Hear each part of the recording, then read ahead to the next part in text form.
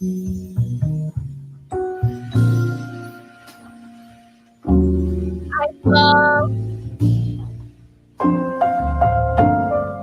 Happy holidays.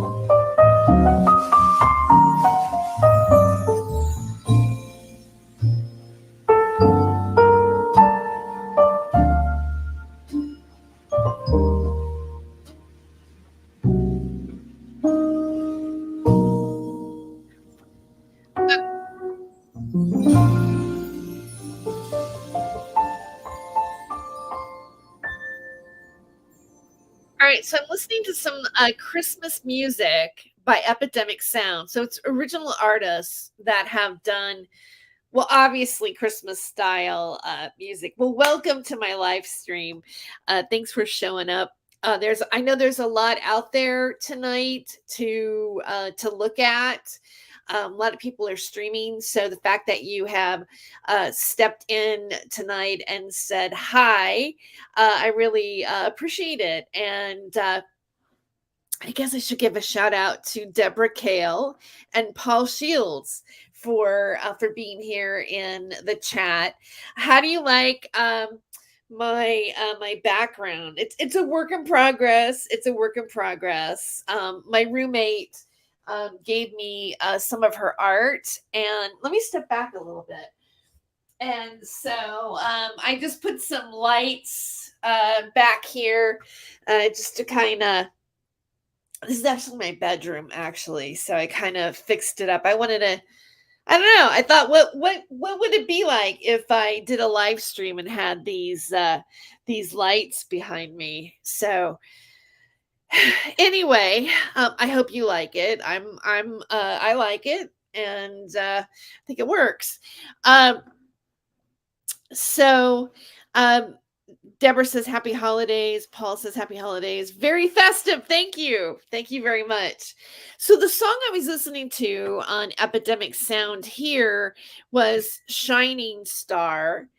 And the artist is Hara Nada. And so I have a monthly subscription. Like if you're a digital creator and you want to, you need music that you want to play, but you don't want to get a copyright for it, right?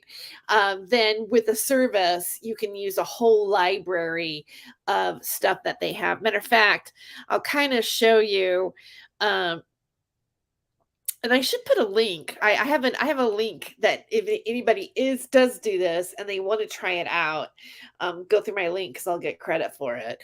But let me take this to, let me make it like this, right? All right, so it looks like this, or maybe I'll even, you have a whole playlist of stuff. And I was thinking of maybe just like, for example, this is my I did my liked sounds so that I just play whatever I like. But I thought this one was good. This one's called Chestnuts Roasting Gently. And chestnuts roasting gently by William Clayson. And this is cool jazz.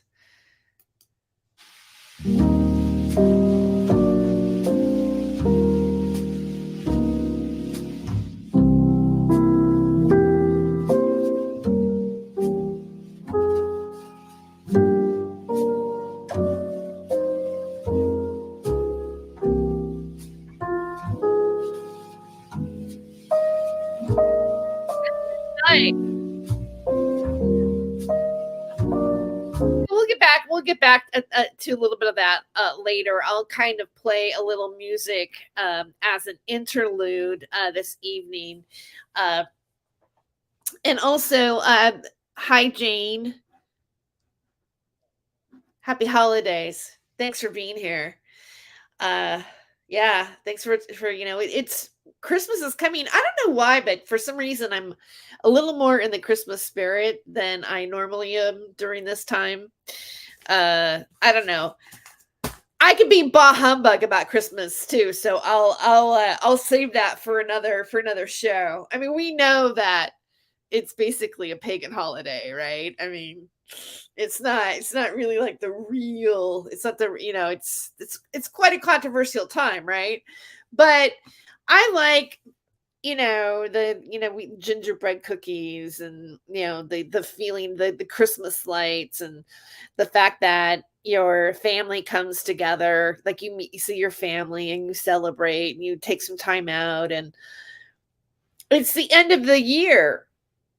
You go through a reflection of what this year was like, what we've gone through, as a country, as a world. I know a lot of you that are going to tune in. You don't live in the United States. And I really love the fact that, we're connected, that you're listening here. And I'm oftentimes, I know, like Deborah, we communicate. There's a lot of you guys that I communicate with you on social media. And I really think that we're going through something. Like, these are not easy times that we're living in right now. And we are having a holiday. And tonight, I would like to honor a few people that are, or at least a couple people that are in this community. Well, I guess we can call ourselves a community, an online community, for whatever reason. I do a show and you guys show up here, and then I go, maybe we talk someplace else or whatever, but there's a community that crosses over. I'm gonna say this community is you would say maybe it called itself the truth media, or it's the UFO media, but there's a group of us that have been around, right? I mean, listening to speakers and YouTube channels, and we've followed shows like Project Camelot and the Basis Project, right? And a lot of things that happened on YouTube that's very unique to YouTube. I mean, how many of us can say that, like, we experience, like, I don't know. I started uploading videos on YouTube when I was on Hollywood Hemp Hour on the Time for Hemp Network. And then I started doing Freedom of Joyce, and we would upload our old shows. Like, if we had streamed, or if we'd done a radio show on these online radio networks that we were part of, we would upload our interviews and our content to our own YouTube channels. And so it's been, I mean, we've watched Max Spiers, we've watched James Casbolt. I remember Max Spiers and James Casbolt the first time when James Casbolt was going by Michael Prince. And if you don't know who these people are and who I'm talking about, and I did a post on Facebook or on Threads. Have you seen Threads now? I'm playing around with Threads. It's like in between. It's like a hybrid of Instagram and Facebook. Zuckerberg, with Threads in the middle. It's kind of like in between the two types of social media. It's a little bit different. Speaking of Mark Zuckerberg, I didn't fact check this, but I've been hearing that he's, doing a whole underground mansion in Hawaii for, you know, a bunker, an underground bunker. It's being made right now. And I was thinking, well, you know, I guess we don't really technically have to worry and think it's the end of the world until Zuckerberg finishes his bunker. I figured like once he finishes his bunker and we go, yeah, it's done, it's ready to go. I'm gonna be like, okay, maybe we should like go get some, you know, for life food, right? How many of you guys have like I have? I didn't realize I bought so much survival food that I think I could like feed my entire neighborhood. Not I mean, at least my family. I know my immediate family, we would have at least a year's supply. And let me tell you, I have oats for days. I'm never going to go wrong on oats. I think it might even be a lifetime supply. I'm not sure. I was thinking of doing like a cooking show, like screw it. Like here, I even have something down here. Hold on. Here. I have them stuffed under my bed, okay, because I don't even know where to put them. This is black bean burger. I am prepared for the end of the world. All right, so, and I'm going to have black bean burgers. I was thinking of like maybe just even doing like a cooking show and just going, hey, everybody, I'm trying out the black bean burgers, and then just see if it even like tastes good or not. You know, just going, hey, you know what? I'm a little low on EBT this week. Okay, what we're gonna do is we're gonna do black bean burgers. But yeah, anyway. Thought I'd throw that out there. Okay, so a lot of us, we watched like Max Spiers. You know what? I have to say, you know, talk about, by the way, it's Max Spiers' birthday today. Today, Max Spiers was born on December 22nd. And so I am doing like, I'm including Max Spiers in my stream. And I just want to say happy birthday to Max Spiers. Happy birthday. We are glad that Max was alive and we got to hear him speak about different things. And I'm glad that I got a chance to interview him. And I thought like a little bit later, I'm going to play a little bit of some of that interview and something else that I saw him say, you know, tonight, you know, just kind of do a little bit of review because I'm finding it harder and harder to find these guys on the internet anymore. It's almost like all the Max Spiers stuff is getting wiped or something, or James Casbolt is slowly eroding away on the internet, you know? And then we just have people like Lauren Pritchard coming out and going, he's my twin flame, you know, but, which is also another bizarre offshoot of a lot of these things that are happening that I've talked about on my channel. You know, I have. And come on, don't you think it is in some ways kind of fascinating to watch, if not even just a little bit entertaining, and makes you think about things? So I want to let you guys know that when I first got in like the super soldier stuff, which is like labeled by Carrie Cassidy, which a lot of people like don't want to say, you know, like Max Spiers didn't like being called a super soldier or the term super soldier, but soldiers that work in with other abilities that aren't, you know, like in the material world, if you want to put it that way. And a lot of the things that they said were absolutely fascinating. I thought they were absolutely fascinating. Like the first person that I saw Carrie Cassidy interview was Erin. I think it was like Erin Green or something like that. She was a Rothschild, and like she was, I mean, it blew my mind. It blew my mind. I was like, what is this? You know, and I think I was like maybe like the first 6,000 people, you know, on YouTube actually watching it.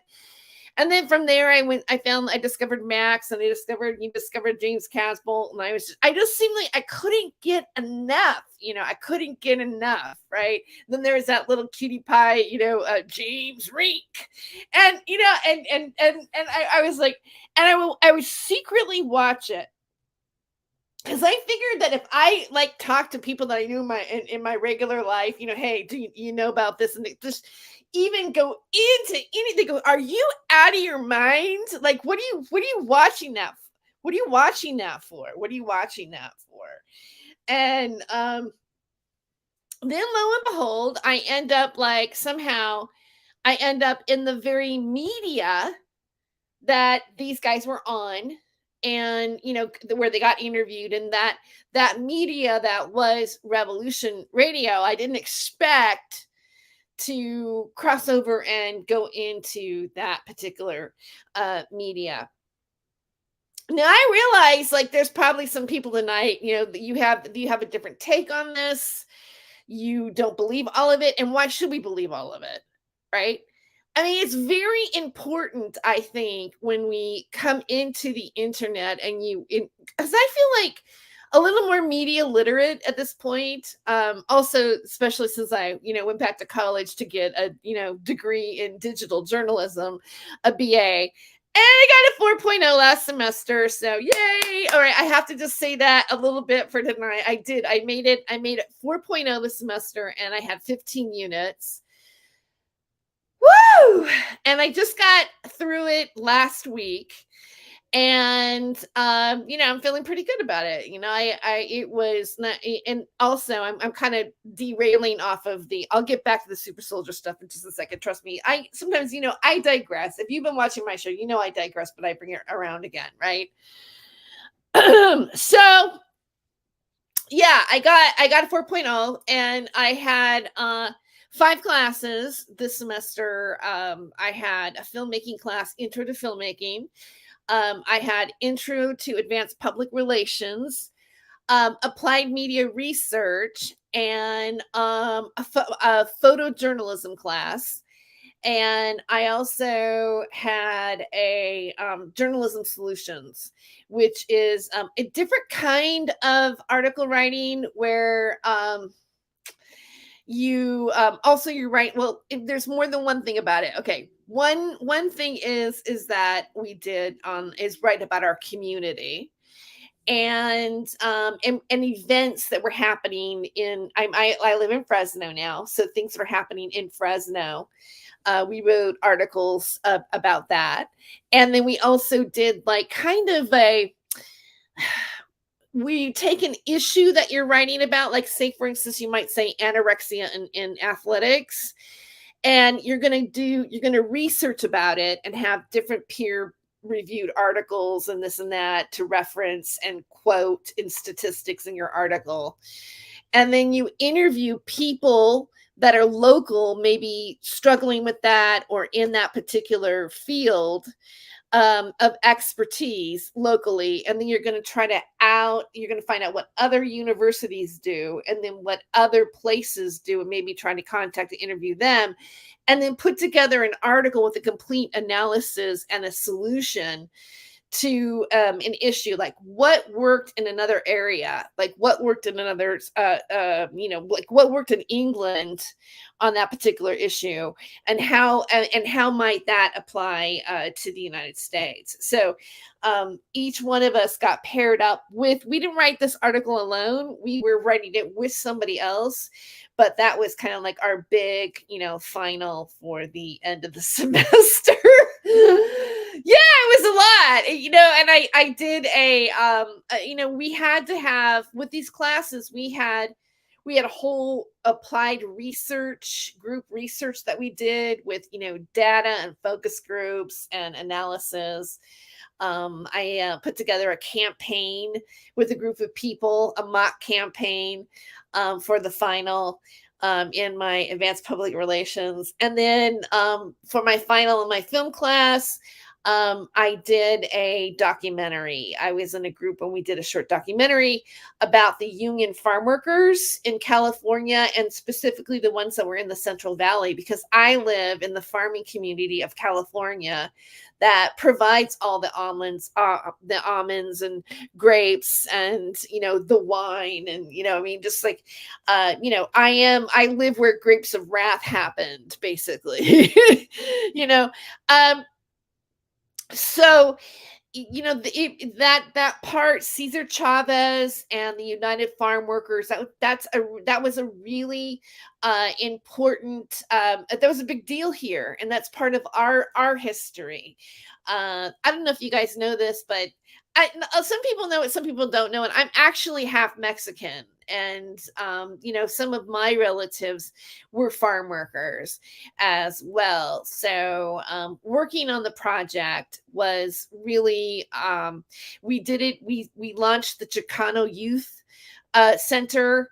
That night, we did a whole screening. We had 11 different stories and different interviews all put together on a whole evening. Some of our videos are going to be used for their tutorials and for educational purposes as well. So, and I'm really happy with our video that we did, and our interview, which I thought I would show. I would show the 5-minute video of ours. It's not the final cut, because the final cut had our credits, but this edit would be the video. I thought I'd share that tonight.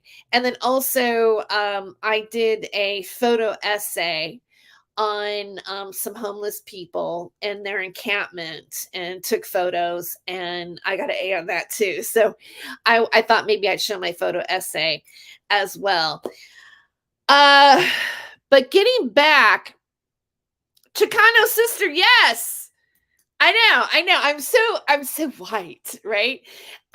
And even well, all of us that worked on that, the four of us that worked on our show, our video, was Maria, myself, Joseph, and Greg, and we were all had Latino heritage. Only Maria and I were both half, and the two guys were like full blooded, right? So, but when we were the interviewers primarily. We interviewed a guy named God,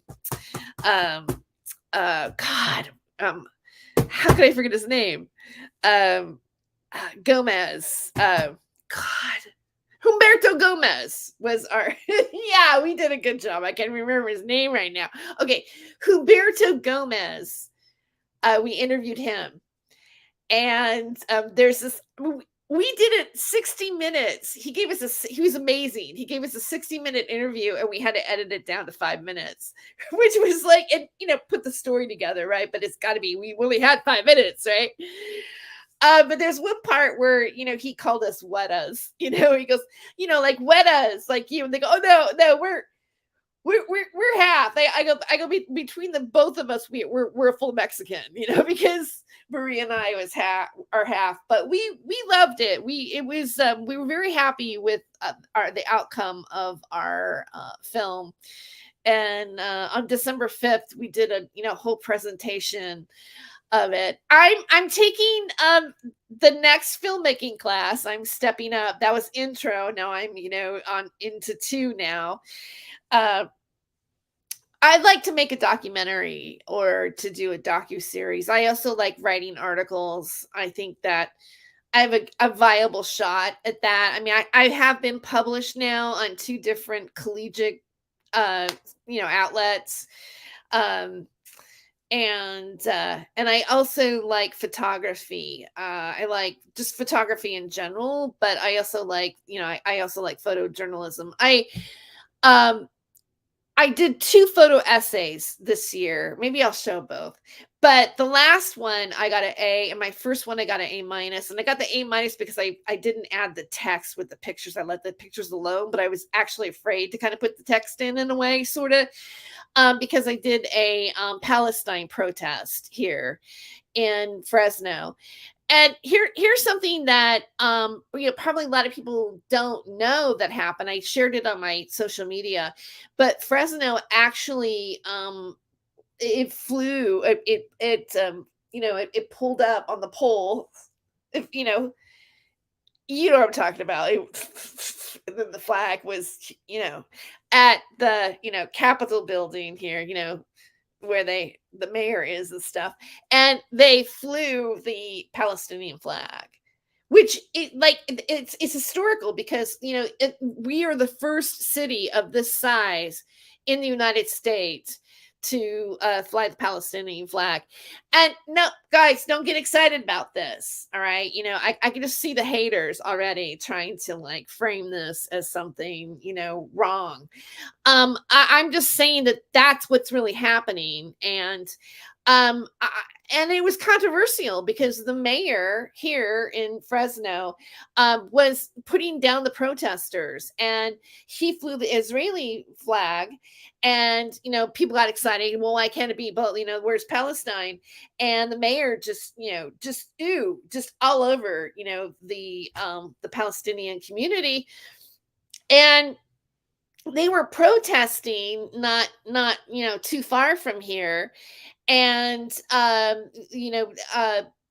and my roommate said they're here because she worked near where it was happening at every night.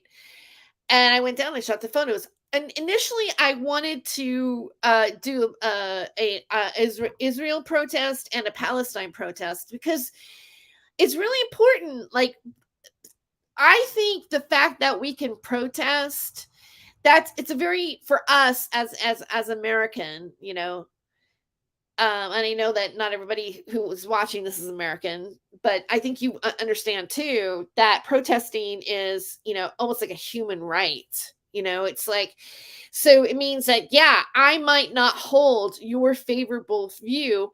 Obviously, it's not the favorable view because we're marching to have something change. Is it should be allowed for everybody, even if like, the politician that we elected doesn't think that it should happen. Weird. There's something. Who is it?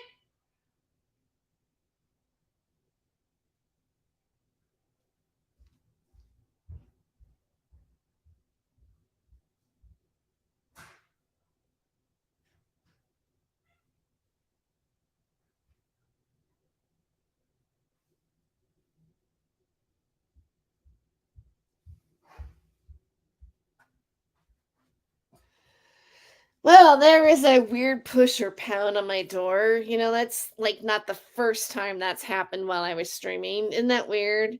Okay, anyway, I mean, you saw the cat. The cat jumped off and like was like jumped up to see what was going on. Okay. Anyways, I'm going on and on about this, and I'll stop talking about that. But that is what's going on here in in this city, and also at the same time we're doing documentaries about our history and our ancestors that fought for human rights. And that's an important thing to do, I think. All right, so um oh, thank you, Mark. I appreciate that. And I'm a pretty good comedian as well. Thank you. I appreciate that. All right, so I also have some sad news tonight. And there has been somebody who's been a friend of mine for a really for a while, I'd say since about 2018. And also part of this community, the UFO community. He was a moderator on my show, and he also uh, has been on my show a few times. I would say he's been on my show a few times within the last few years. And probably a lot of people in the UFO community know him. He was a really good friend also with Kevin Moore. He worked on or was part of the documentary for about Captain Mark Richards that was being done back in 2018. And unfortunately, I had some news today that Jeff has passed away. So, he will be missed. And he was I talked to him a lot. I don't know if I didn't really like let people know that really, or maybe we didn't really share that. but I would FaceTime with him. I have been FaceTiming with him off and on, probably a couple years or more. And even before that, I would talk to him on the phone. He helped me when I was having a couple, he made a few donations to me when I was having a hard time taking care of my dad at that time. One time I got really sick and he would call and check on me, or when it was my birthday, he didn't just do like, a Facebook, post or whatever. He would, give me a personal phone call and wish me happy birthday. Um, I will miss his humor. I will miss his sarcasm and his edginess that he had. I liked it when he swore. I liked it when he was maybe just a little bit mean, people might consider. I just thought that, some of his posts, that he did on Facebook too were just really funny. And he really loved his daughters. I think he was a good father. I feel really bad for them that they've lost their dad, and especially here during Christmas time. And, not only have, we lost Jeff, but there's probably somebody that you lost this year, or that that is like in this community, or peripheral in this community. And I think a lot of times we think that, oh, we just maybe we even get caught up in drama with them, or however, or and I mean, even like there was a point where Jeff and I argued. There's things that happen, but it's like when it really comes down to it, I really cared about Jeff, and I feel like now there is like a void, like there's just he's just missing. And I feel I'm just want to send love to everybody else's loss, and his family and his friends. So I just want to take a moment and then for that. And then also we did lose Max. He's no longer with us. Like we do have little bits and pieces that we can hear or listen to, or whatever we can find on the internet. And I was thinking about even like going in and seeing what I can find now, and just doing like a show every once in a while. Maybe the shows will be on Rumble, I mean, some stuff maybe, because it's gotten so uptight here on YouTube that we just don't know what to talk about anymore, really. Like it's like we barely get away with anything, especially if you want to like monetize any of your videos. It's like you can't say anything anymore practically that has a swear word, or that wouldn't be considered advertiser friendly. So point is, I know that maybe there's a lot of people that might have passed away this year. And so I'm going to do a share screen here, and I wanted to do a moment of silence for those that we've lost, and for Jeff, and for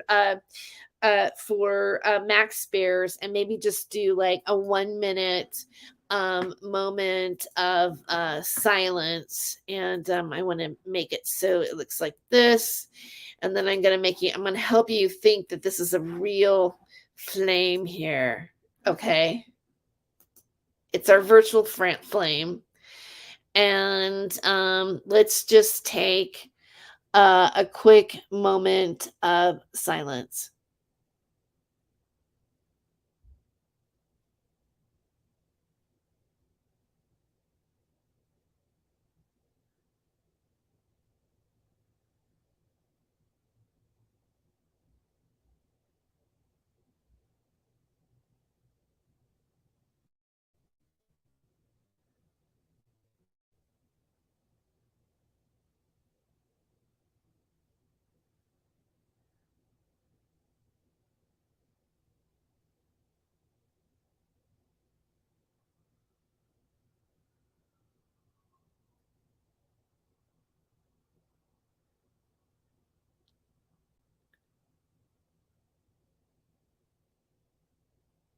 Okay, all right. I know I said a minute, but then I saw Eric Johnston go, that's a long moment of silence. I'm sorry. I was gonna go a minute. We almost went a minute. I was thinking, wouldn't it be really horrible if all of a sudden the cat went like in the middle? I thought I'd take a whole minute. We could try another minute. You want to go? I kind of screwed up that minute. Do you want to go back and try the minute again? No. Yes.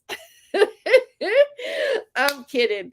We did it though. We gave him a moment of silence, and so, and then if you watch this video, like maybe you're not going to be watching this in real time, we can also give them, you can do your moment of silence, because time, I heard, doesn't really exist theoretically.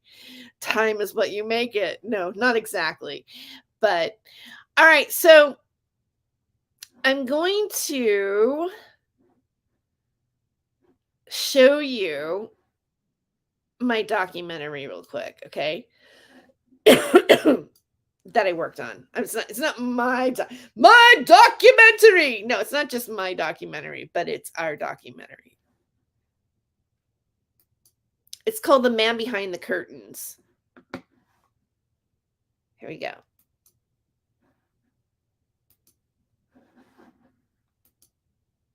Make sure I have the whole screen.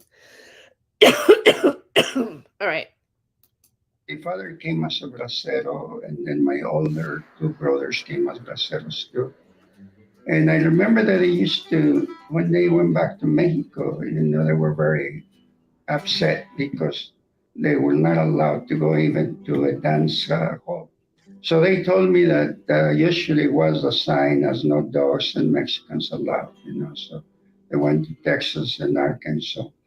And my father was lucky. He came to California, and for him it was a little bit different. But a Bracero program was a ripoff by both governments, by the United States and Mexico at the same time, because Mexico was keeping 10% of the salaries, and it was not true. Most of the Braceros, they never were able to get any of that 10%. Like my brothers, they never got it. My father never got it. He passed away even before they start talking about giving the money back. So it was very hard for me to understand and really to why the United States was like that. What it was something simple that we are humans, and they were using us. We were working in the fields. We were providing food for everybody else.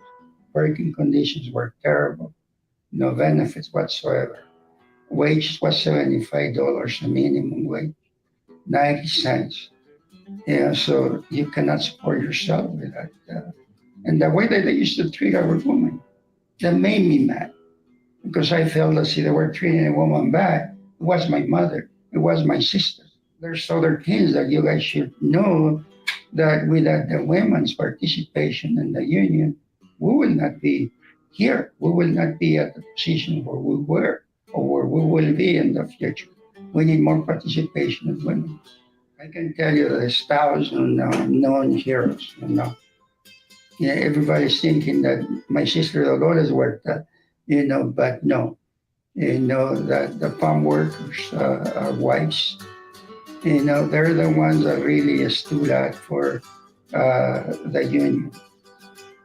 Because it's very easy to convince a woman that it's necessary to get the benefits that I'm claiming through a collective bargaining agreement.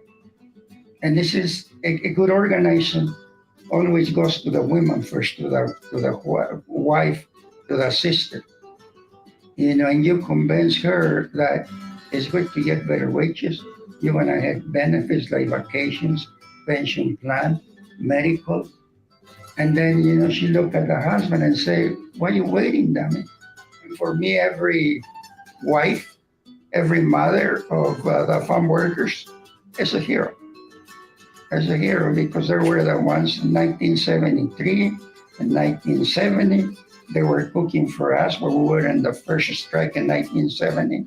They're the ones that were cooking, that 24 hours, so we can sustain the picking line. So we were living in the picking line, because you don't have to worry about food.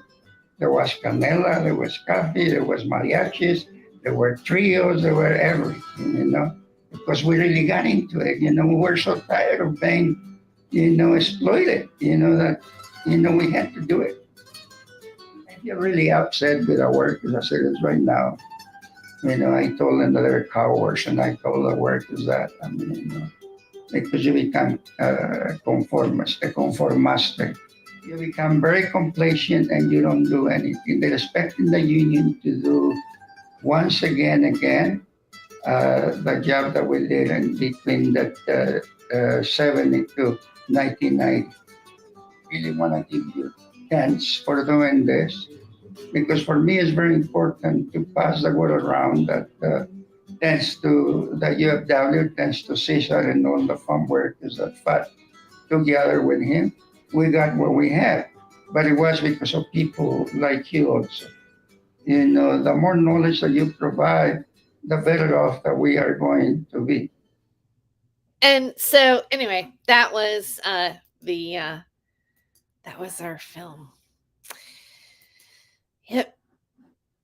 There was one thing that he said. Like I asked him about Ruben Salazar, because he was the journalist. I believe he worked for the Los Angeles Times, or did at one point, but then he went off and he wrote specifically for the Latino community.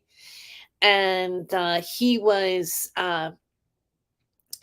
during the protests at that time, he went in a bar to have a beer, and somebody threw I think it was a canister of might have been the stuff that they sprayed, it exploded and it killed him. And a lot of people feel that he was murdered on purpose because of his association to the UFW movement that was happening in California. And Cesar Chavez, that he was covering, that he was the voice of the Latino community. And also I asked him, I said, well, Bobby Kennedy was shot during that same time. And, I asked him, I said, do you think that, Bobby Kennedy was assassinated because of Cesar Chavez, and because Bobby Kennedy backed the migrant farm worker movement and Cesar Chavez? And he said yes. I mean, we have that in the master footage, but I wanted to keep it in, but it didn't go in with the story that, the through line of what we were editing for this right? Our professor, told us that he said, well, you have to burn your babies. You have to let some of what you really loved about something go, because you gotta let things go that, you know what I mean? Like when you're editing, you're putting something together, you can't be attached sometimes to what you think should be in there. So it was a good a good lesson. Why am I coughing? Because I have allergies, and I sometimes I smoke on my vape pen too as well. And I actually have some water. So that's what I've been drinking. So when I coughed, I got a little bit of water because I, had a little bit of a cough. But thank you, Eric. Thank you. Yeah. I didn't get a 4.0 last semester. I had 15 units in spring. I got 1B last semester. So I didn't quite make the 4.0, but I did make it this semester. So it was a good semester. It really was. Okay. So I think what I would like to do is share a little bit of some stuff that I found on Max Spiers today. Just like a little bit of a review for his birthday, just a little look back. Where did I put that at?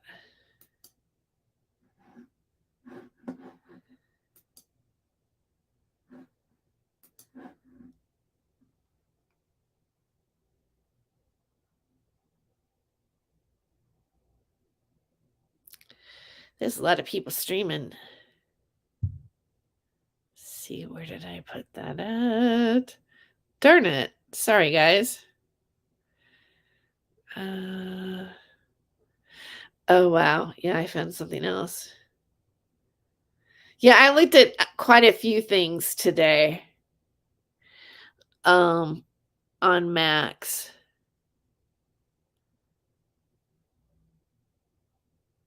Okay, this is it. Okay, I thought this was kind of interesting. And it's not that long. Hold on. 420. Yes, Eric. 420. Yes, I love the Christmas 420. Okay.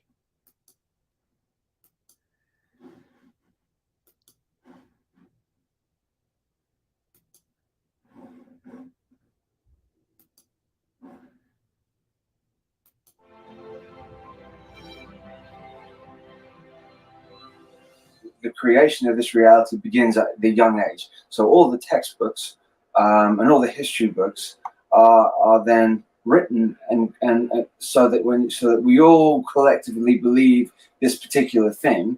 So then when we all believe it, we all manifest a reality that's based on these books. Yes. That's very sneaky and a very clever way to do it, because how do we know the textbooks are they're not. The wars are written by the winners, aren't they? And so the winners write whatever they want to write in there, and then we just believe it. We take it on board. So we start learning that numbers and letters are. They only give us a very simple version of what numbers and letters are, and there's so much more to what numbers and letters are. Even phonetically, how a word sounds, how you say it when you speak, how it sounds to a person is going to affect them. It's not just a word. I think I wrote the other day. And I think people know this, but you spell a word because words are spells. Yes. You say a sentence to somebody, you're literally saying a spell. And words are, that old adage, sticks and stones may break my bones, but words names will never hurt me, is not true. Yes. Yeah, because words are very, very powerful. I go further and say thought matters. Yeah. Literally matters. Yeah. Well, thought creates matter. Yes. Yeah, absolutely. And all our words are endorsing that. Yeah, reinforcing it all the time. Reinforcing it. Yeah, absolutely. Yeah.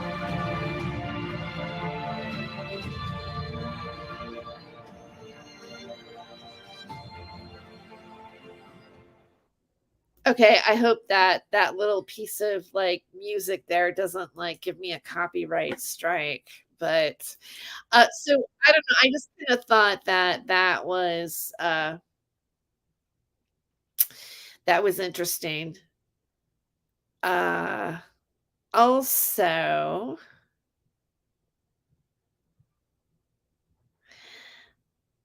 let me see if I can find like a couple other things here that might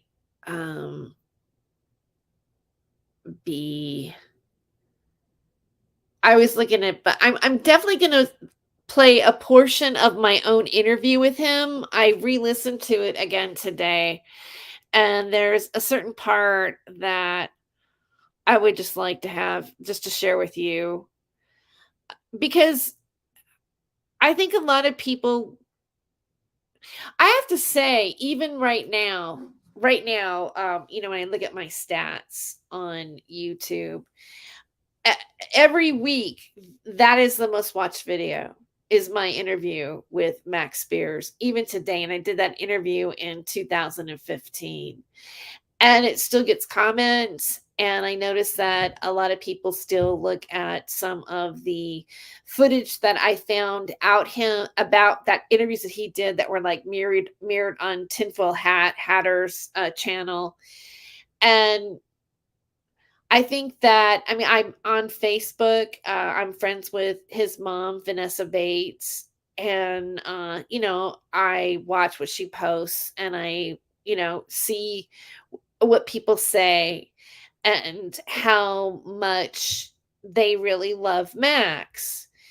And, I don't think that a lot of us have forgotten him. And it makes you wonder why. It's like, why is it that we kind of, want to find things that he said and go over it? And I think because this is my analysis on it is I think that Max had like a love, like there was like an inspiration, like, like humanity in the heart, and that we still had a heart about us, that I mean, it seemed like Max painted us as being a compassionate species, that we are, that we're not. Do you know what I'm saying? And yet I think that when we look out in the world, and I know I do, I look at what's going on, and I'm like, where is our compassion? Like, where are we right now? It feels, so there's so much friction. And in a way, in what he was saying, I think people, like, there's so much negativity sometimes, like, oh, so and so was this, and no one's perfect. We're not perfect. But I think that, if you are speaking with people and you are saying things about something, right? If you leave a bit of hope, a bit of something that's good, or that we can, acquiesce to, if we can feel empowered, I think as well, there's strength in that. Like, I think that, oftentimes we think that's weak. We think that when someone that cares and that has compassion is weak, but I think it's like exactly the opposite, because it's almost like without that we may not survive. Like, maybe that's what survival of the fittest, I mean, really, let's talk about like the survival of the fittest thing for a moment. I mean, what that really means is that that species was the fittest for the environment. It's the environment that determines whether or not a certain species is the most fit for it. And whatever genetics adapted to the environment. It's not, later on social Darwinism happened, but that was, often a lot of that came about by, some mistakes that the anthropology community made. But anyways, I'll stop talking about that. I'm digressing again. Okay. All right. So I wanted to show that particular video.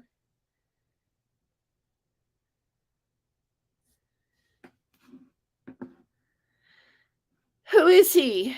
Max Spiers. Okay, maybe you came a little bit late. Max Spiers is a guy who came out on a lot of the different YouTube channels that a lot of us that have been on YouTube. He was a he was known. He was. What did they say after he died? He was a conspiracy researcher. But yeah, he was like a researcher in. He basically was Well, you know what? Since you're asking me who is he, why don't I just go ahead and play some of my my interview with him tonight? This is just kind of a collective, you know. It's a free flowing night. This is kind of a little bit of a party celebration and a remembrance and honoring of certain people. So that's how I was the outline. This is the intent of my show. All right. Okay, so let me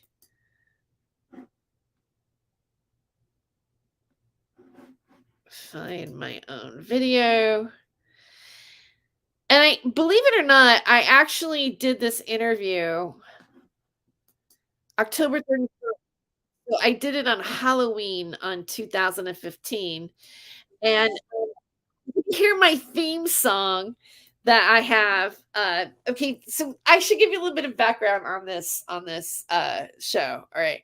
First of all, I was house sitting at Sean David Morton's house, and you'll see when I was saying it on this show when I'm going to play, I go in Morton because Morton, like Sean David, would say you have to make sure that you pronounce the T. It's not Morton, it's Morton. And I'm like, okay. I mean, he wasn't getting on me like that, but I knew that that's what he wanted, right? So I made it a big point to go Morton. Anyway. And one thing that Jeff Ree would say, he would like, you know, jab about Sean David Morton. He would make, you know, because Sean David Morton wrote a book, right? We all know it's The Sands of Time. And Sean David Morton also went to prison later on after I house sit him before I did this interview with Max.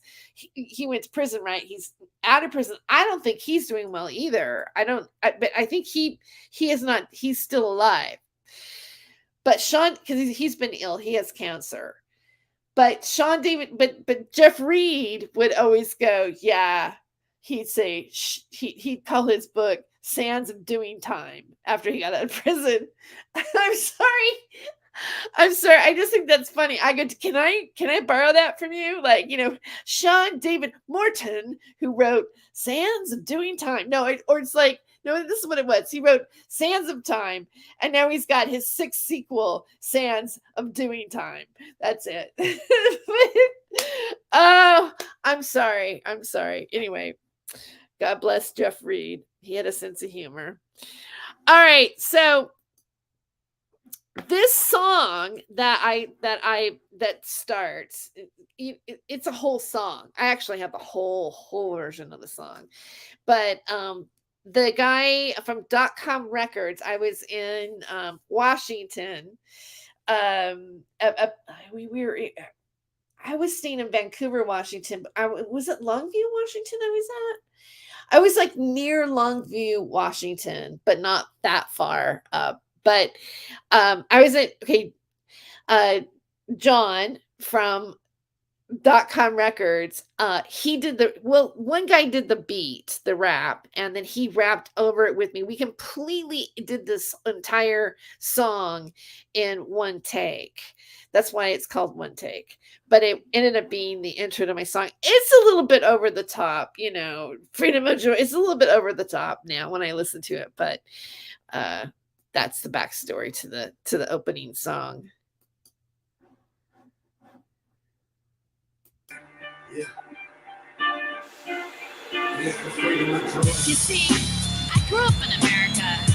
I grew up in the land where phrases like, I have a dream, meant something. I grew up where I believed that freedom existed, that that's what I was fighting for, that our founding fathers made America the land of the free and the land of the brave. This is America, damn it, and I'm taking it back. And now your host, Terry Joyce. All right. Welcome to the Freedom of Joyce show tonight. Okay. And I'm going to skip, you know, I talk on about a few things. So I want to start.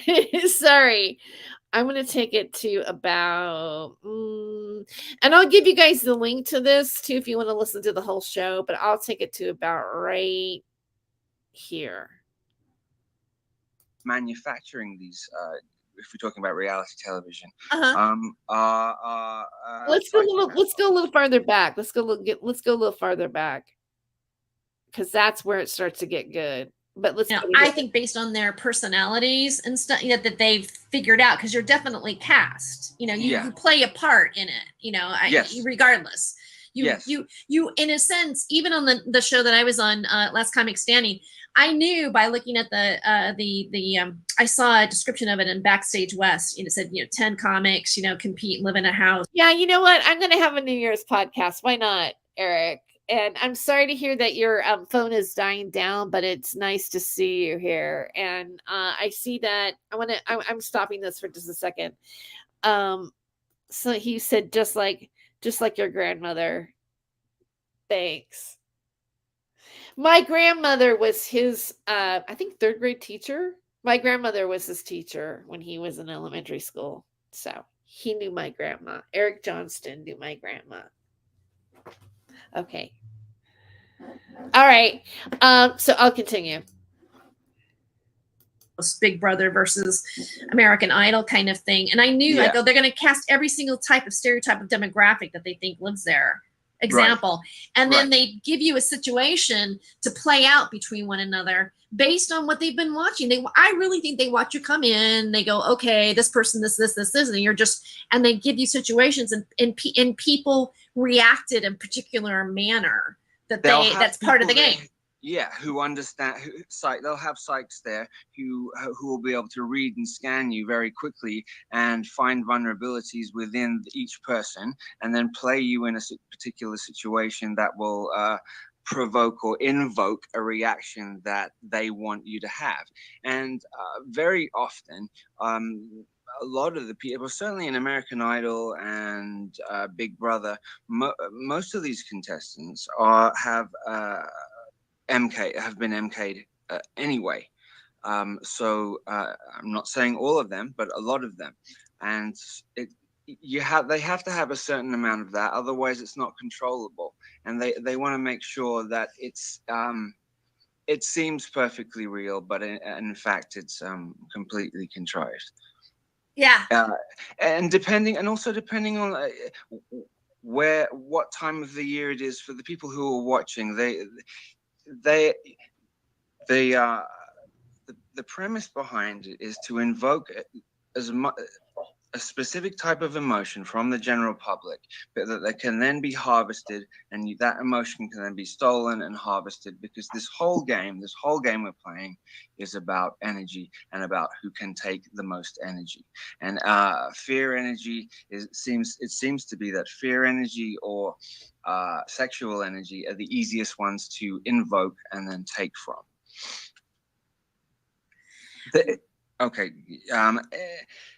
So then we're sort of like slipping into a lot of these beings or the elites who are manufacturing these, if we're talking about reality television, are psychic vampires.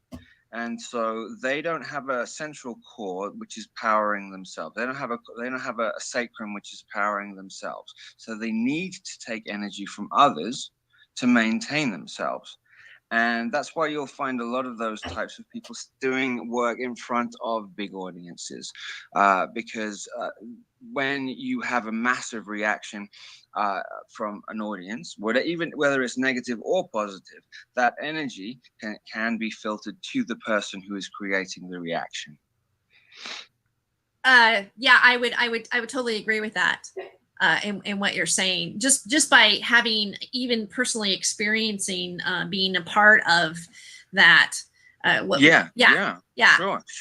I heard I think it was Larry David say that the feeling of getting a laugh when you're on stage is literally like almost like crack, so it becomes addictive, and that the feeling of adulation from a group also becomes an actual addiction, and that comes from the reptilian brain, so it ties in with any and all other addictions as well. Yeah, no, I know that too, and I know several people like that. It is addictive. You do get a rush of energy from an audience, or doing something like that, being underneath that kind of. Yeah, it's very intoxicating, and some people it can be destroying if you don't get centered and Sure. and realize that we're not Sure. living by our ego self. We're living by something else, but something much greater than that, really. Yes. Yes. So you have to be able to look beyond it, the prison of perception and the feeding of that kind of energy, sort of. Yeah. It's interesting. Yeah. So where I wanted to go with what I wanted to speak about is there has been the 20th century, the last 100 years that we've just been through, there has been a final attack and assault on the human heart, and the thing that I'm not sure how to. So I'm going to use the word elite. I don't want to. That's so the controlling faction. There's the stream of consciousness that is attempting to have complete control of Earth. Hi, Vanessa. Welcome. So I'm playing a little bit of the interview that I did with Max, and we're getting right to the human heart part, and I think this is why we love Max so much, because he said things like this. So I'm going to go back just a little bit before. Yeah, it is him. It is your Max. Yeah. So I want to go back just a little bit before we get to that part. And yes, here, guys, yeah, here, this was like 2015. That right there, that is a wig. All right. But this is my real hair. Tonight I'm just wearing a hat. Just clarifying that is really a wig that I had at the time. I like changing my hair up, so, but anyways, it's whatever. Let that go. In every way, can't do it unless the human heart is completely taken over, because the human heart is the hardest part to control. Through the chakra points, the heart is the part that's completely, mostly protected. They have attacked on multiple levels. Genetic manipulation, eugenics. All right, a little bit further back. Hold on. Let's go back a little bit more. I don't know if I went back or not. Let's go here again. Let's go about right. Or doing something like that, being underneath that kind of yeah, it's very intoxicating, and some people it can be destroying if you don't get centered. And, sure. and realize that we're Sure. not living by our ego self. We're living by something else, but something much greater than that, really. Yes. So you have to be able to look beyond it, the prison of perception and the feeding of that kind of energy, sort of. Yeah. It's interesting. Yeah. So where I wanted to go with what I wanted to speak about is there has been the 20th century, the last 100 years that we've just been through, there has been a final attack and assault on the human heart, and the thing that I'm not sure how to. So I'm going to use the word elite. I don't want to. That's so the controlling faction. There's the stream of consciousness that is attempting to have complete control of Earth in every way. Can't do it unless the human heart is completely taken over, because the human heart is the hardest part to control. Through the chakra points, the heart is the part that's completely, mostly protected. They have attacked on multiple levels. Genetic manipulation, eugenics, there's a war going on between a priest caste and the scientists, which has been going on pre-Atlantis. It's been going on for 50,000 years, and the war that's going on today, the present war that's going on today, is the same war that was going on before, with the same characters involved.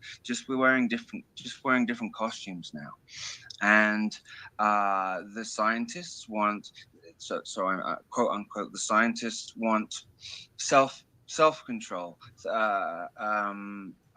to control and have self-will. And the priest caste is about divine will and divinity for all, rather than the self or the beast self.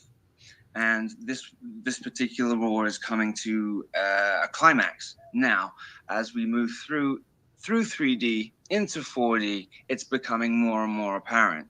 That's why they've had to up the pressure to shut down the DNA, which is now awakening in a lot of people.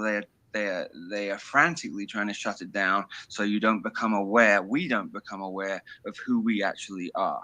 Because as soon as human beings become aware of who they are, then the reality that we have falsely created here will end. Max, who are yeah. we? I mean, in your opinion, if we have this awareness, what is it that we're becoming aware of, and what is that thing that they are so afraid of? Okay, so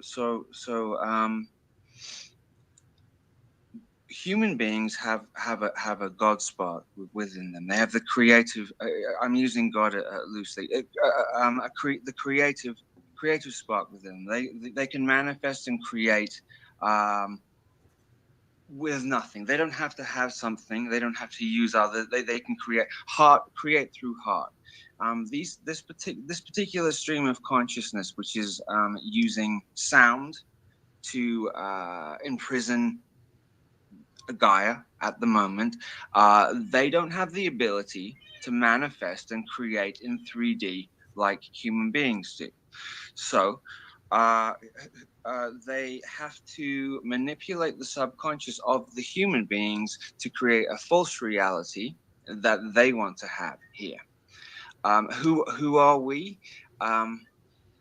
This particular version, in my opinion, this particular version of the Homo erectus that we have now, this particular version is, I think, an Anunnaki creation. And I think that I'm not 100% agreed on Zachariah Sitchin's information, where he talks about a slave race. But I do feel that we were made as almost batteries to create a reality for that somebody else or another stream of consciousness wants. And we have been caught in loops and cycles over and over and over again. And the religion has played an enormous, the last 2,000 years of religion has played an enormous part in that. Religious energy, when you go and you pray, when you go to churches and you pray, that's very, very, very powerful energy. And they're working as so you see the outer when you go to a church, but there is always, they work on as above, so below. So there's always something below the church as well. So they're drawing negative energy. They're using the prayer energy for themselves to continue manifesting an inverted reality. And it also connects to the planet Saturn, and Saturn being bound, and using Saturn, which is not. There's a lot of negativity talked about Saturn and how it's a negative thing and a negative planet. Well, it isn't. It was captured and bound, and they're using the. All planets are neutral, and it's just the intent behind, or the will behind the use of it, which gives the polarity. And they're using the lowest possible frequency that Saturn has to then be amplified through the false moon that we have, and then creating an inverted negative reality. And it's breaking down, and it's literally breaking down now because of an awakening. Literally, I think there's an awakening of the planet itself, and because we are part of the planet, we are in and one the same. The human beings are waking up with the planet and realizing. In terms of numbers, I don't know how many have to wake up to be aware for this to stop. But I know that this is how we're going through this moment now. We're going through it. We'd been through it before when Atlantis fell 15,000 years ago, 12,000 years ago. Is another cataclysm where there was a chance to awaken and remember what was happening, remember who we are. And we didn't. And a lot of the priests went underground, and then the Egyptian, the pharaohs from Egypt, then were a lot to do with the dark sorcerers from Atlantis as well, because the Egyptian template of control is what they particularly like. The master-slave reality with top-down hierarchy, with the elite at the top and the slaves going down, literally in that pyramid shape, is what they see as the ultimate way to have control. Max, I want to go into get into the LA area and the Laurel Canyon area and the MK Ultra and the military industrial complex, and your knowledge on that with the entertainment business. And I've looked into the whole Disney aspect of what they've done to the young stars there, and again I'm interested in Laurel Canyon and your knowledge. You mentioned earlier. Disney and Crowley were sort of synonymous. Walt Disney and Aleister Crowley were synonymous, and they were working together, and embedded within the Disney stories. It's very apparently very, very pedophilic, but within the stories there are secrets that are put in and embedded within it, and there's mystery school knowledge within it. So interesting you bring up Disney. It's totally to condition, and it's very important for them to get hold of the children first, because as soon as possible, because they're the new creators. So Disney was put together with around the time of Project Paperclip, when the Nazis came over. So and that was one of the powerful attacks on the human heart again. If you have a specific question about Laurel Canyon, then it's naval intelligence. There's a base as you go. If you're coming down, the area. If you're coming down Ventura Boulevard and you go north, you go over the canyon. As you go over the canyon, Mulholland is up there too, and the Getty Center, as you said, is around there. That John Paul Getty money, so multi-billions were put into the base that is in the mountain there. And Frank Zappa was involved. I don't know whether or not there's a lot of handling and programming going on. I know that they were involved in it deeply. I know that David Geffen and the producer David Geffen and the producer Rick Rubin are high magicians, high sorcerers, and this most. Okay. Anyways, I just wanted to play a little bit of it, of that interview. I will make sure that you can find it on my channel. And I'll make sure that I source it here. I wasn't intending on playing the whole stream tonight of that, but if anybody wants to listen to the whole interview, there's another woman who joins Jude. I think she went by Just Jude at the time. I found out a few years later that she had passed away too. So even from that time period, I think that, again, all of us have seen people that we knew that are no longer here right now for 2023. during the Christmas time. So I just wanted to honor Max a little bit tonight and show some stuff. Let me see if I find, I showed one earlier, that other one earlier that was short. Let me see if I find just one more that I looked at today that I might share. Hold on.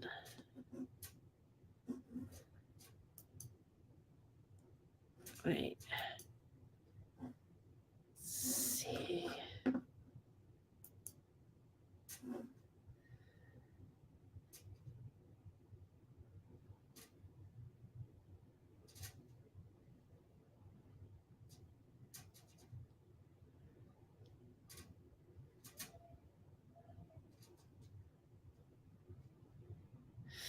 I found this interesting commentary by James Rink. Like he was, he shares a message. Like he was like getting information about somebody channeling. Like I guess Max was channeling through them or something. It was. This is kind of interesting. Okay, so wow, this is like in a completely different language here.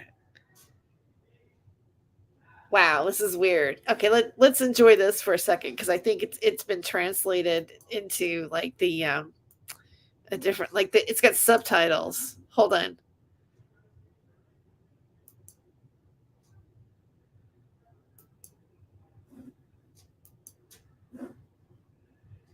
Going. What you were saying. Okay, so the US and the UK are essentially under the same. It's the same cabal.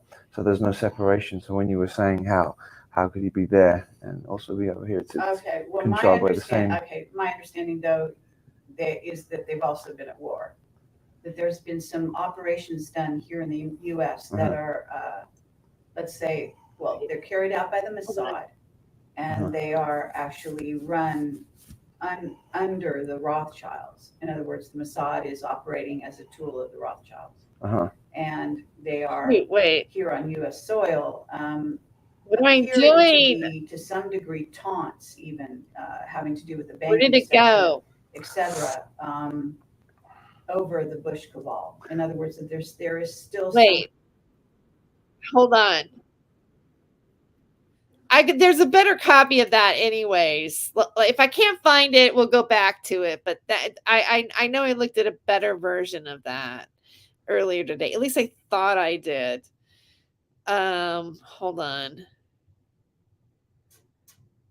Sorry, I was messing up with the whole thing there. Wait. Okay, this one, no, that's not it. Somebody took a picture of it.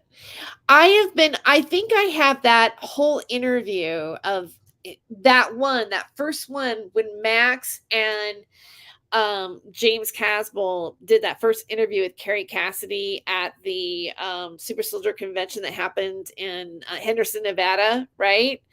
I think I did commentary on it when I had my other channel, and I believe I have it on a hard drive, but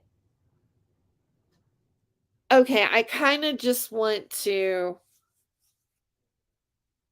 I guess this is it. This is the version we're going to see. Let me start it over again. It's got this weird, maybe I'll just take you don't need me looking at it. Let's just do a full screen of this. Hold on.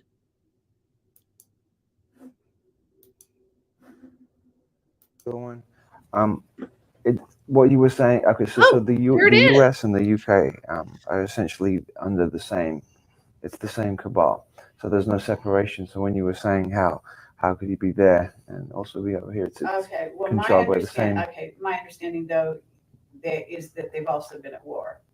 That there's been some operations done here in the U.S. that are, let's say, well, they're carried out by the Mossad, and they are actually run under the Rothschilds. In other words, the Mossad is operating as a tool of the Rothschilds, and here on U.S. soil, appearing to be, to some degree, taunts, even having to do. Oh, okay, so Mark McFarlane, you're saying, is this the one where James Rink pops in to record the video?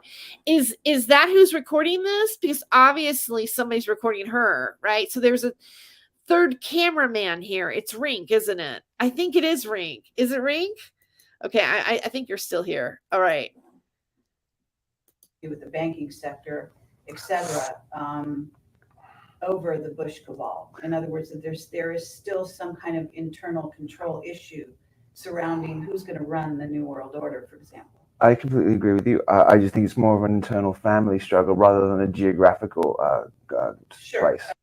I'm going to stop it here again, just because Vanessa on the recording that I was playing earlier today, she says, "My God, amazing work, profound knowledge and understanding. Thank you, Terry.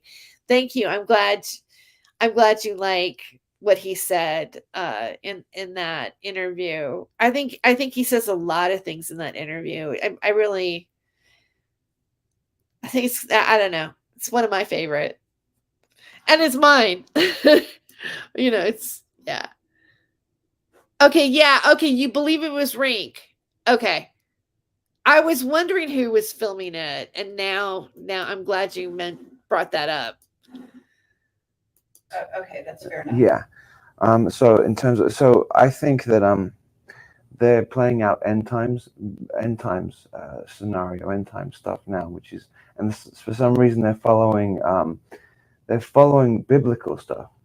And I think that there's some connection to the Bushes and the Four Horsemen, symbolically the Four Horsemen, and they are drawing back to them all the people who have the DNA from that particular family. Bauer Bush is the same family; it's a German family, and they used Father George Bush's DNA in a lot of the children who are connected with this particular project.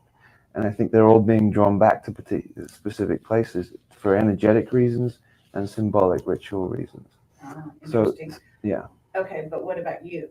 Okay, so I'm connected to that, and I'm connected to the Bushes. My middle names are Walker and Herbert, unfortunately. So that's there's a direct connection in that. I think the name Herbert was changed. Carabert is a French Merovingian family, so it goes back to Caesar. Anyway, that stream. So I'm connected to it. I have only over the last probably 9 months allowed myself to or stabilize myself in a way where I can recall a lot of the things that have happened, because I purposely blocked them out. So I don't know in the same way that Michael does what exactly I'm doing. I just know what's happening. I know they're doing tests on me at the moment. They've been doing at night. I've been having. I think that they're shocked that I've been able to recoup and balance myself in such a quick amount of time. And so they're doing like physical tests. Like I said yesterday when I was speaking, there's a lot of transhuman stuff that's going on, and I think that it's connected to the 42 children that were in IBIS, and I think that they are testing out as the core, those 42 as the core new breed for the New World Order.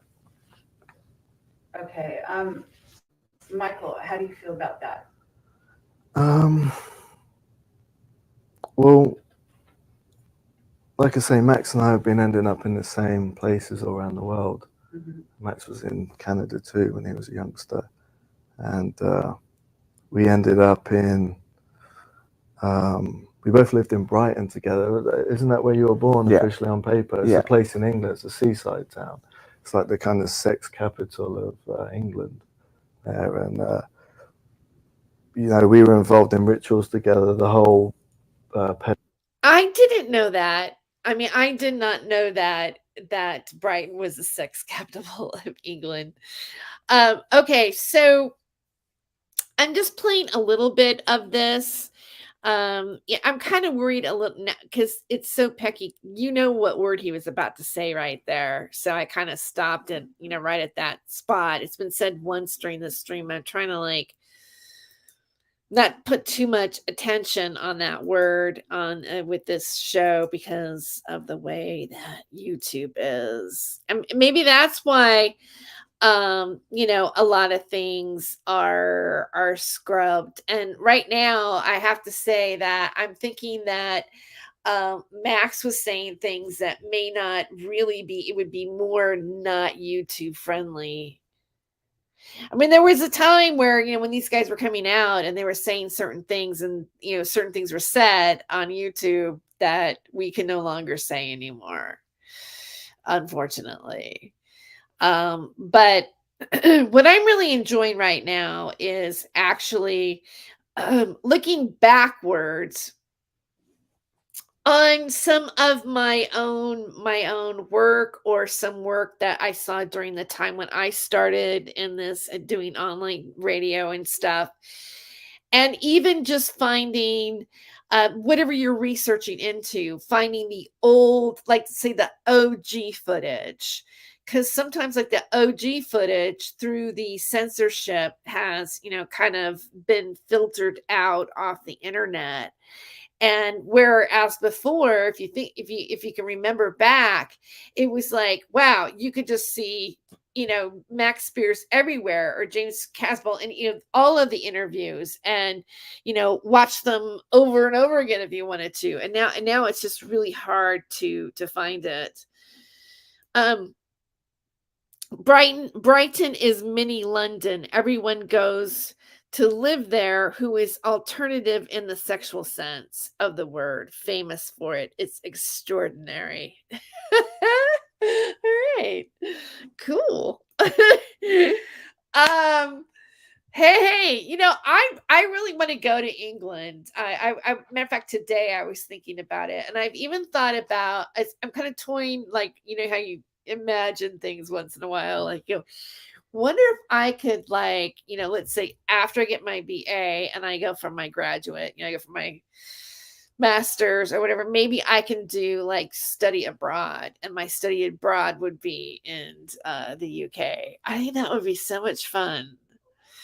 And then I can meet you, Vanessa. And I have to go to London. I have to go to England. I have to go see stuff.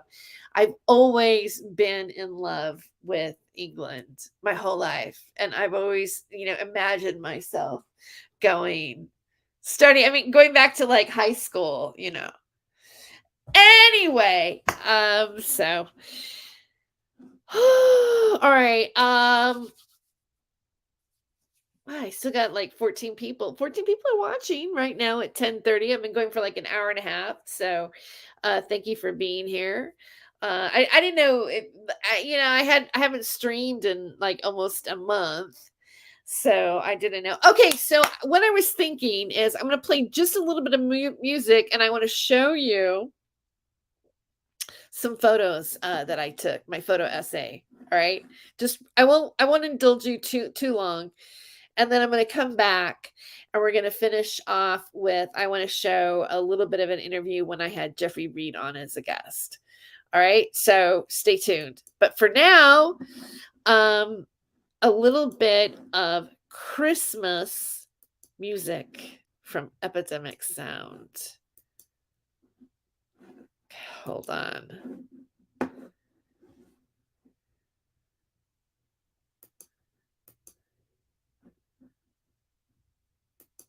All right.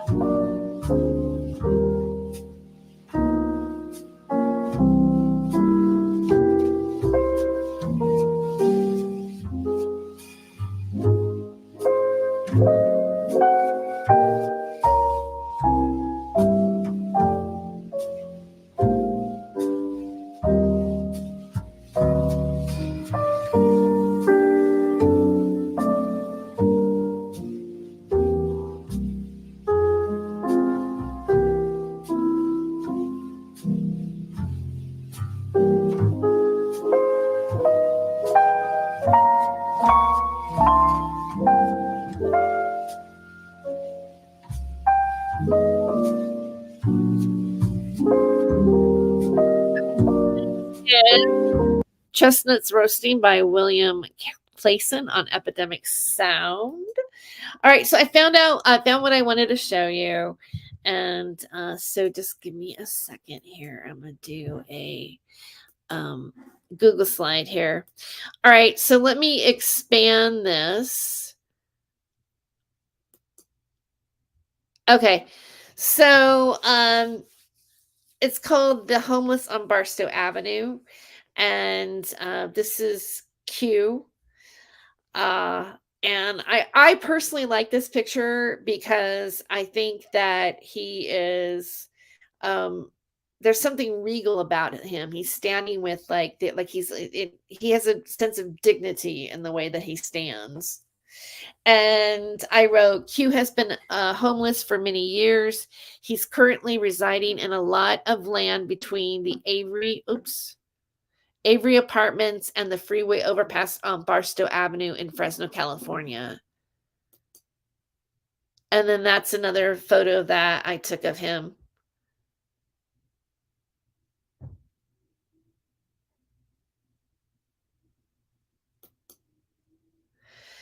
And Q's kitchen. Here, this is where Q cooks a hot meal for himself.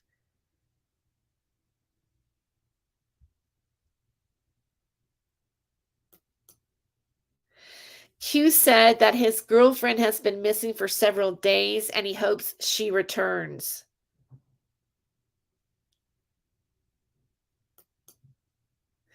Lori hopes to move into transitional housing soon. She is requesting a copy of her birth certificate and getting a replacement Social Security card. Lori's home. A stranger paid $90 for the tent that Lori lives in. She said that she was grateful.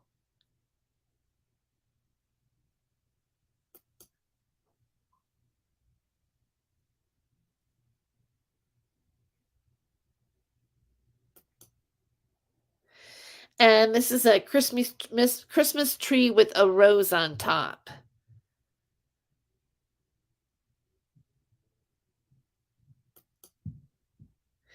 This is Jason. Jason is a regular on Barstow Avenue. He is the protector of the neighborhood and often babysits other people's dogs.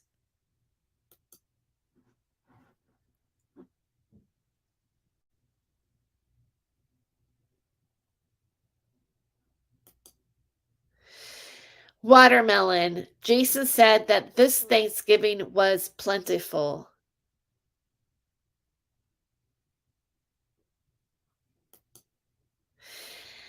And this was just there and in their encampment, and it struck me funny even. I just loved all the wheels and what it says on it. If you focus on what happened, you won't see what is happening. And it's spelled wrong. I mean, it's total mess up. It's like that board where you're like writing on something and you're like, and then you're like, and then you look at it, you go, oh, you know what I mean? And then you toss it or whatever. Well, that toss was became part of this whole construction of this cart. And I just think that it was like, this is just like a good ending, after looking at it, it's like, and there's your fortune cookie reading for you. That's your moment of wisdom for you at the end of the essay. Yeah. Anyway, I thought I would share that. I really like photography. And my photography class was one of my favorite classes, I really think, of the whole semester. I just was really into it. And I got an A. Yeah, I got an A on that essay too. So, and a really lovely message from my professor about it. So it was an experience taking the photos and everything. And there's a lot more to it, like interacting with people and just trying to capture moments. Anyway, so I showed you a few things.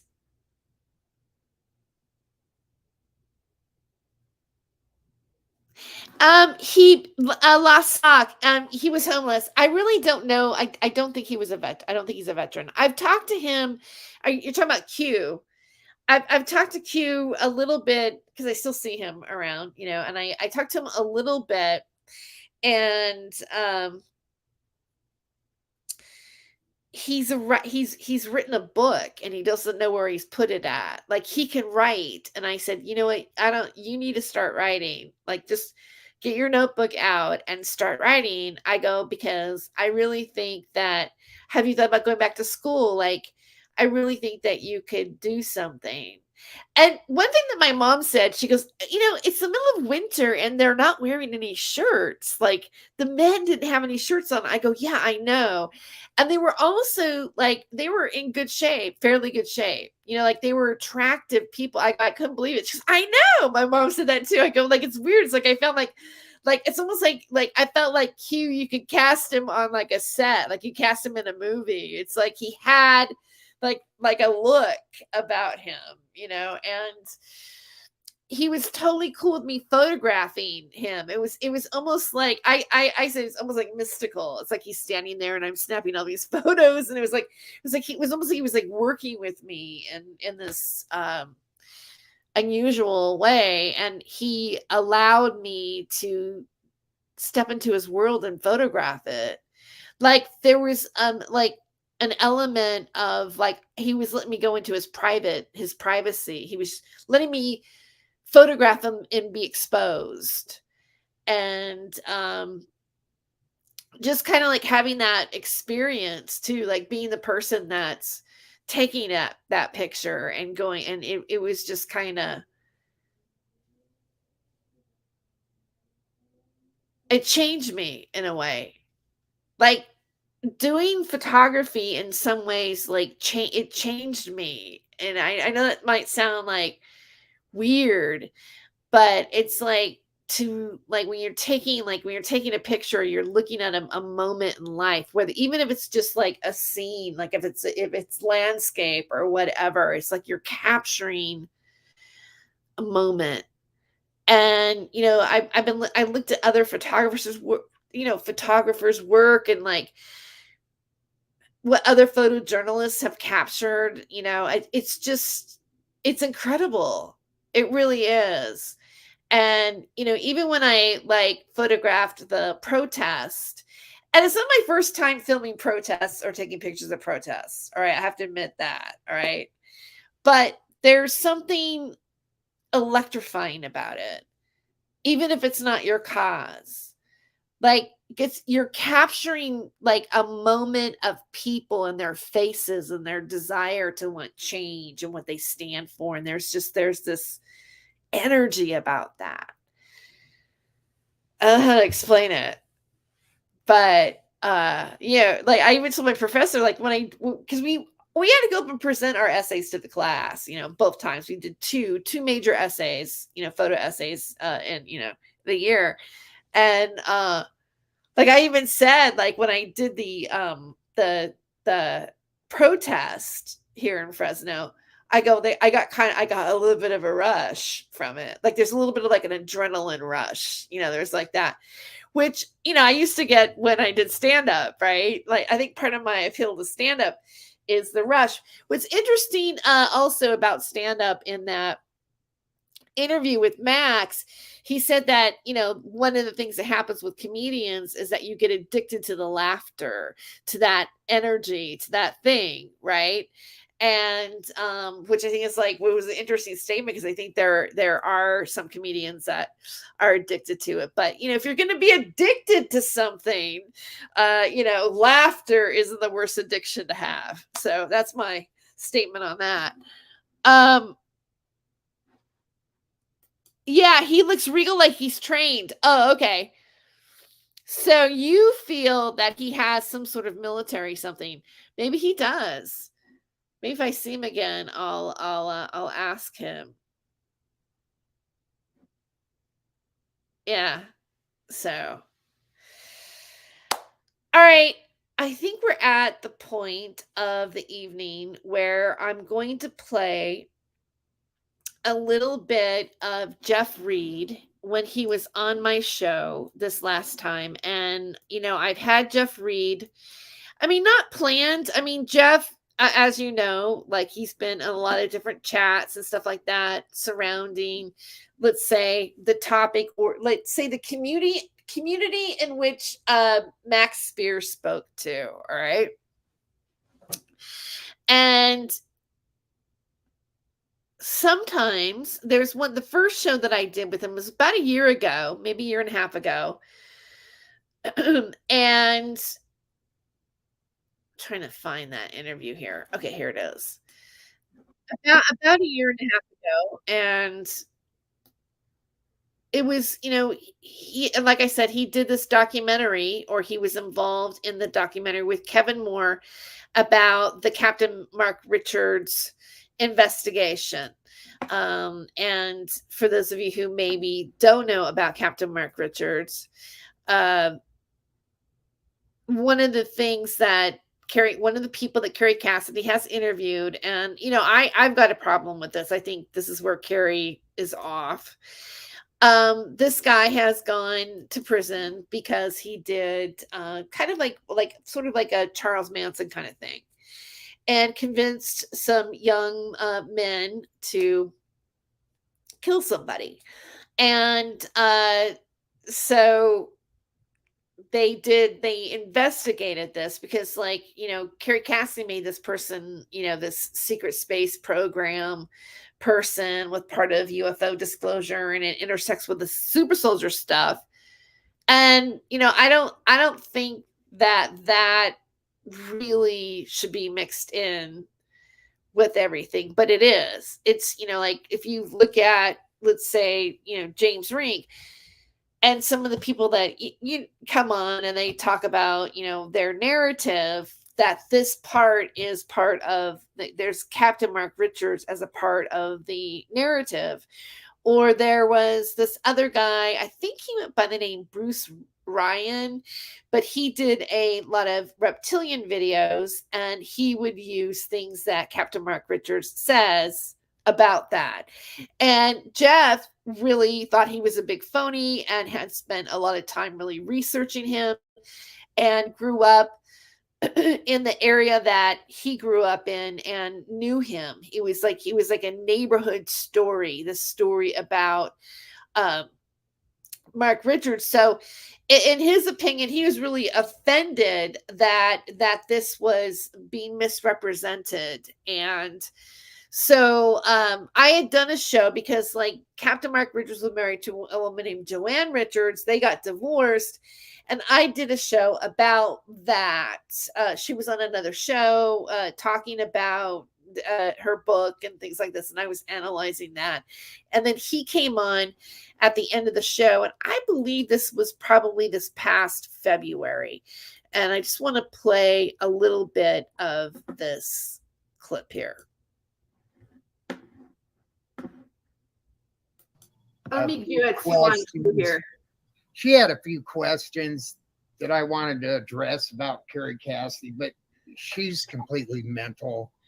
Our mental health system is broken, because if she was spewing the stuff she's spewing now, she'd be in a straitjacket. As an example, she thinks, Donald Trump is president and the late JFK Jr.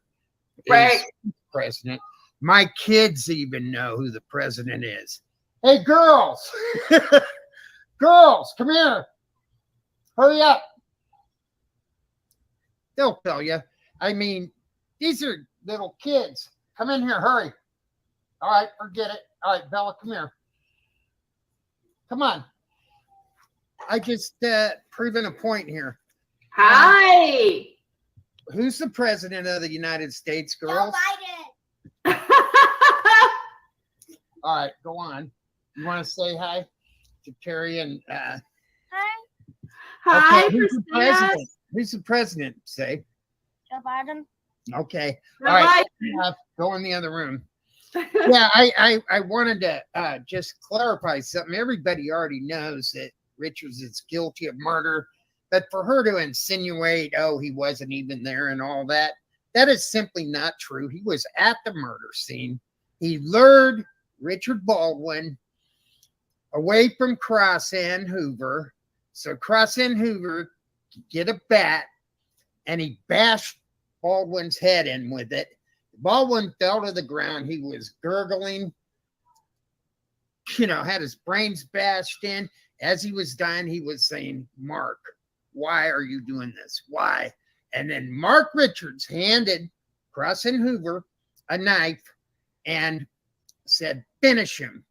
For Joanne to sit there and say that this never happened is BS, and she knows it. She also knows that his secret space story is BS. He was never in any military. We have documented evidence of that. And we got pictures of him at Dominican College in 1972, basketball pictures of him on the team when Joanne claims he was in Vietnam flying as a helicopter pilot. She knows his whole story is BS. And I'll tell you something else. This is my thoughts on it. I like Joanne. We've had, very civil conversations on the phone. I told her, we probably talked about 4 or 5 times on the phone. And I told her I respect the fact that she stands behind her husband. But I don't buy his story, because the first time we talked, she asked me if why I didn't come to her with this project that I'd been trying for 5 years to get somebody to make it. And Kevin Moore finally agreed to it. She said, why didn't you just come to me with it? And I go, why? So you can spew this BS? My family, my mother and father grew up in San Rafael where this happened. My grandparents lived there. My uncle was a cop in San Rafael when this happened. I knew this story inside and out. When I first started hearing about it some years ago, I'm like, this can't be the same Mark Richards when Cassidy was spewing this. And I was like, oh my God, it is. And they keep saying he was off planet. Well, eventually, I guess it was about 2 years ago. I don't know. They changed their story and said Mark Richards was having lunch with his kids. Or with his mom and dad when the murder took place. He wasn't there. That there is evidence, physical evidence he was there. They when Crossan Hoover, I mean, you've heard some of Kevin's excerpts of it on his channel describing the murder. It is so gruesome. Oh yeah, I played that on one of the shows that I have. Yeah, and Richard, and Richards was right there. But not only that, they were 17, and yes, somebody in the chat said grooming. Yes, he was grooming them. He would groom them for quite a while. They had sleepovers at Richard's house where they did drugs, cocaine. These are minors. These are 17-year-old kids. Crossan had a very, very very troubled childhood, and I feel bad for the guy, but Richards, he tried to groom other people too. And then what they did is they and he was no contractor. He did little shit jobs, and every one of them came back on him. Like he'd pour a little piece of concrete at a church, and he didn't even have a contractor's license. As a matter of fact, he got busted using his brother. It was his brother-in-law when he was married to his first wife, Karen Bacon. He was a contractor, and Mark Richards used his contractor's license number, and those jobs came back on him. They called, the contractor. He said, I'm not. He said, no, he doesn't work for me or whatever. Oh yeah, he was never nothing. On top of that, he was involved in a car theft ring. before that. Now, Mark Richards is just cons everybody, uses everybody until he doesn't need them anymore. And yeah, he's a narcissist. And that's what he did to Joanne. That's what he did to Joanne. I think there's a little more to it. Lois Richards, his mother, and I can't think of his father's first name right now, but I know he was in the military. He was a test pilot. But they spent their life savings on defending Mark, not just for this, but for the car theft ring. And they had a very good, expensive attorney, what's his name, Shapiro, who was even part of OJ's dream team. They used several rulings that were in the Manson case in Richard's trial. Not just one, there were several. I read all the 3,000 pages of court documents on this. And yeah, to even insinuate he had nothing to do with it. And these little kids, some of whom were staying with him, it is just absurd. Absurd. And to even suggest Mark Richards was in the military is even more absurd. And like you said, stolen valor.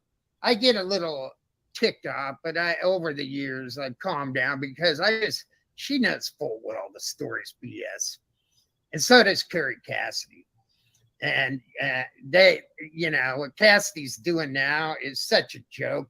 I would tell some of you where you can find her, but I don't want to plug her. I don't want to send you links where to find her spewing her crap. Oh, okay. Susan. Yeah. That's an interesting question. This is important. How did Carrie get to know Mark Richards in the first place? Julian Salt, who helped fund our documentary, he was at a conference in Sacramento many years ago, and Carrie was there. Julian Salt already knew Mark Richards. He was already on his visiting list to go visit him at the Solano State Prison, which is about 25 minutes south of Sacramento, headed towards the Bay Area. And he said he had to go, and he said what he was doing. And Carrie goes, "Where are you going?" And he's the one that told her about it. So Cassidy talking about how she knew about this case long before she started Project Camelot is more BS. It's pure BS.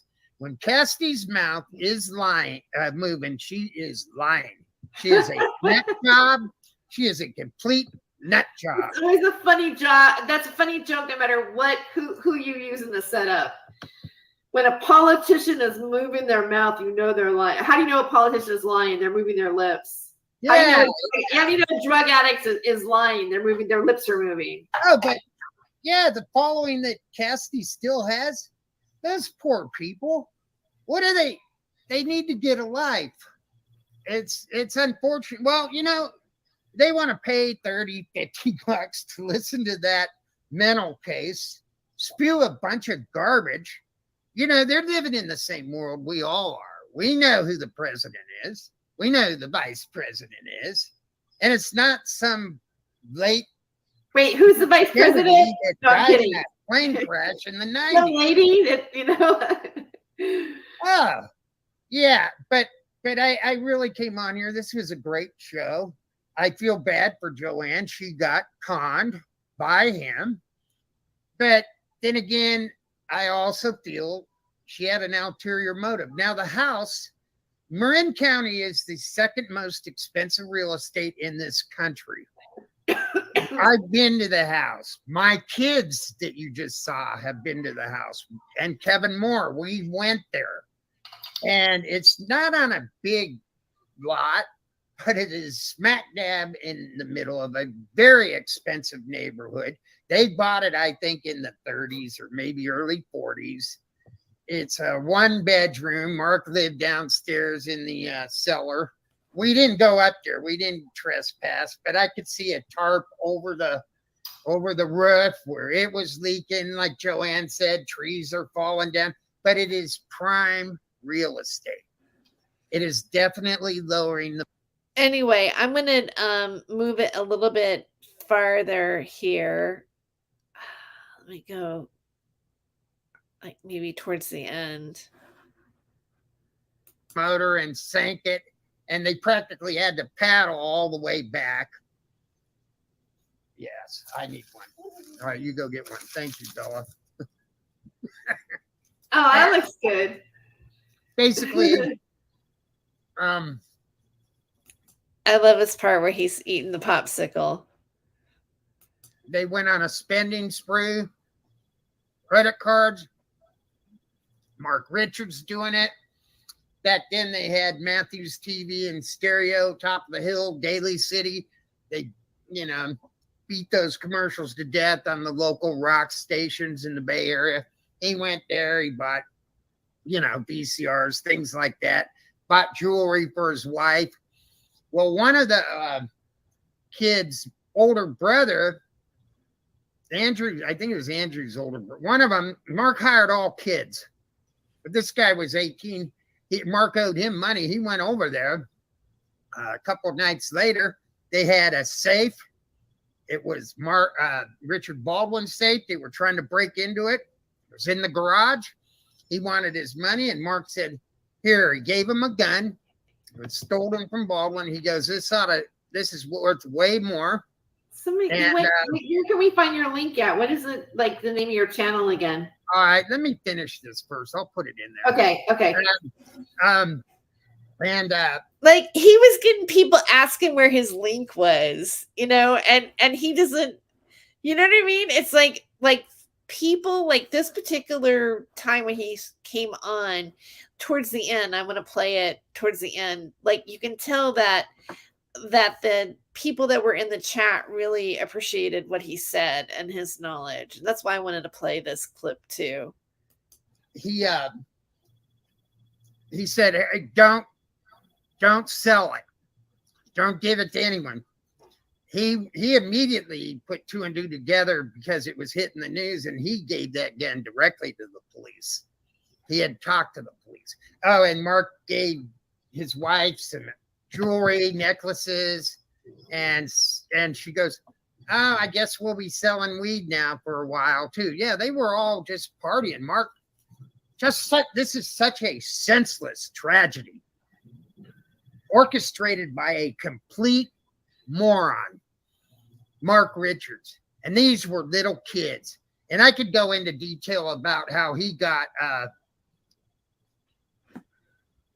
I remember Joanne saying that Mark's family vacationed in Scotland with a family talking dinosaurs. Yeah. Joanne's going to say a lot of things, all right? You need to go in the other room. I can't have you in here, please. I don't want to talk about it in front of her, even though they know everything. They know more about Mark Richards than Joanne does. And that was 5 years ago when we went on that. Yeah, no, Mark has no money. The house is dilapidated. He conned her there. But at what point? He said Scotland was where the dinosaurs could really let their hair down and be themselves. That's hilarious. What dinosaurs have hair? I know.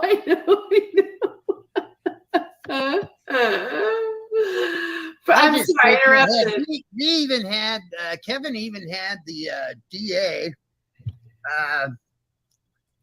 that prosecuted the case. You can see it on his channel, what he said about it. But the two detectives, I read the two detectives that were questioning Richards. Richards thought he was real smart. He was taking police science or whatever at Dominican, and he thought he was outsmarting them, and he just buried himself. He tried to pin it. Anyway, I'm gonna stop it right there. I'm just I'll put this in the I'll leave this in the chat, and then I'll also make sure that I have this linked at the end of the show. I'm gonna miss him. So rest in peace, Jeff Reed. So anyway,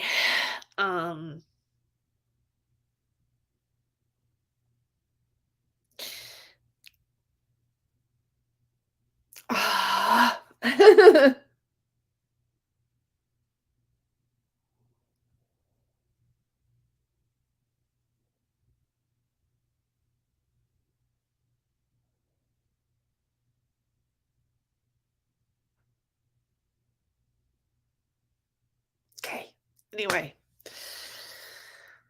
let's play some Christmas music. No, yeah, that's sad today.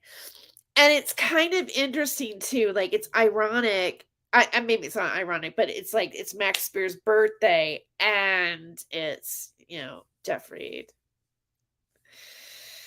passed away. On the you know, like when I was putting this show together, I was thinking, oh, I had a whole nother vision of, because I haven't been here for like 3 weeks, and I wanted to do this, you know, something fun, but it's still been a fun evening, I think. So, oh, thanks, Mark. I'm glad you enjoyed tonight, and I'll probably be back. I might be back before Christmas. I'm not sure. I might do like smaller videos, but I'll probably end up live streaming, but you'll definitely see me stream a few times here before New Year's. Have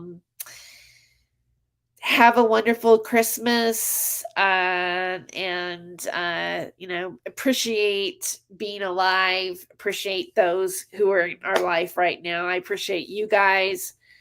And I got a 4.0. Wow. Okay. I think for that I need to play like a different kind of song. Let me see. Hold on. Oh, I'm so happy about that. Let me see if I can find that one song. Here it is. Here it is. Here we go.